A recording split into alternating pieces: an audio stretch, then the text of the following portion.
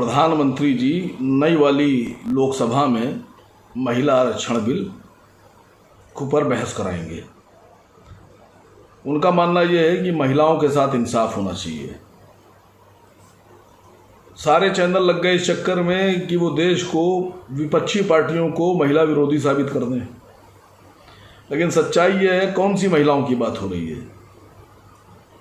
महिलाओं में, हमारे देश में जो सबसे दबी कुचली और पिछड़ी महिलाएं हैं, जिनके हक उनसे छीन लिए गए हैं, उनको हक मिलना चाहिए।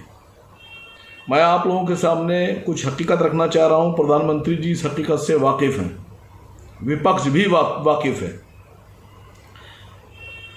हिंदुस्तान में जो लोकसभा है वो 543 सदस्यों वाली लोकसभा है और इस वक्त 543 सदस्यों वाली लोकसभा में कुल 27 एमपी, इलेक्टेड एमपी मुसलमान हैं। इन 27 इलेक्टेड एमपीज़ में कुल 3 महिला मुस्लिम एमपी हैं जो इलेक्टेड हैं।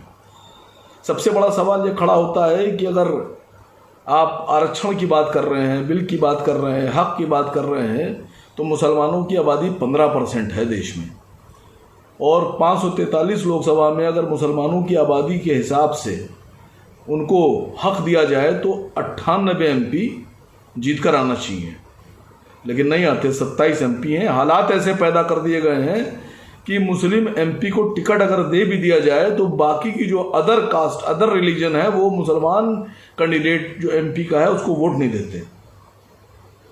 अब राज्यसभा की बात करते हैं। राज्यसभा में 246 सदस्यों वाली राज्यसभा में जो मुस्लिम महिलाएं हैं वो हैं 2, सिर्फ 2, और टोटल मुस्लिम जो राज्यसभा सदस्य हैं वो कुल 12। होना कितने चाहिए? 15 दूनी 30 और 15 चौको 15 बच्चे 75, मान लीजिए आप, तो 15 दूनी 30, करीब 38 के आसपास हमारे सदस्य होना चाहिए। लेकिन हैं कितने? 12 में भी कितने हैं? 2 मुस्लिम महिलाएं। अब अगर आप हक की बात कर रहे हैं तो महिलाओं के हिसाब से अगर आप आरक्षण लेकर आ रहे हैं तो मेरा प्रधानमंत्री जी से ये मशवरा भी है और ये मांग भी है, और मैं चाहता हूं कि विपक्ष के सभी दल इस मांग पर कल अड़ जाएं।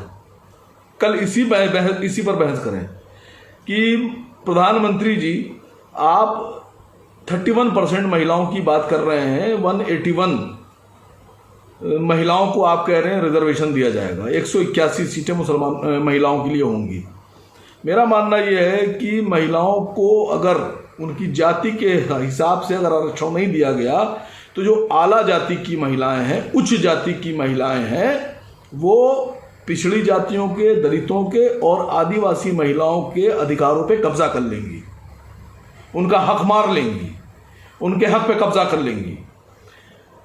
आपने तो महिलाओं को दे दिया, लेकिन महिलाओं को आबादी के हिसाब से अगर देखिए तो दलितों की महिलाएं अगर नहीं पहुंचती हैं, या आदिवासियों की महिलाएं नहीं पहुंचती हैं, या अनुसूचित जाति की महिलाएं नहीं पहुंचती हैं, या आदिवासियों की महिलाएं अगर सदन में नहीं पहुंचती हैं, तो ये उनके हक और अधिकार छीनने और उस पर कुठाराघात जैसी स्थिति होगी।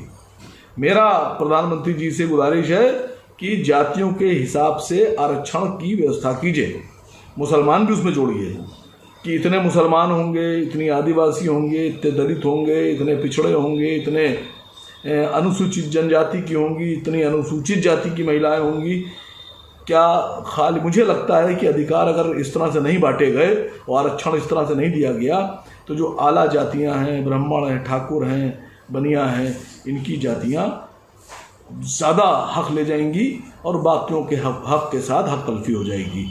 मैं विपक्ष की जो पार्टियां हैं जो लोकसभा में और कल बहस करेंगी, मैं उनसे गुजारिश करता हूं कि मेरे इस मुद्दे पर बहस कीजिए, क्योंकि जब तक के सबको हुकूक बराबर नहीं मिलेंगे तब तक कोई भी बिल ईमानदारी का बिल नहीं कहलाएगा।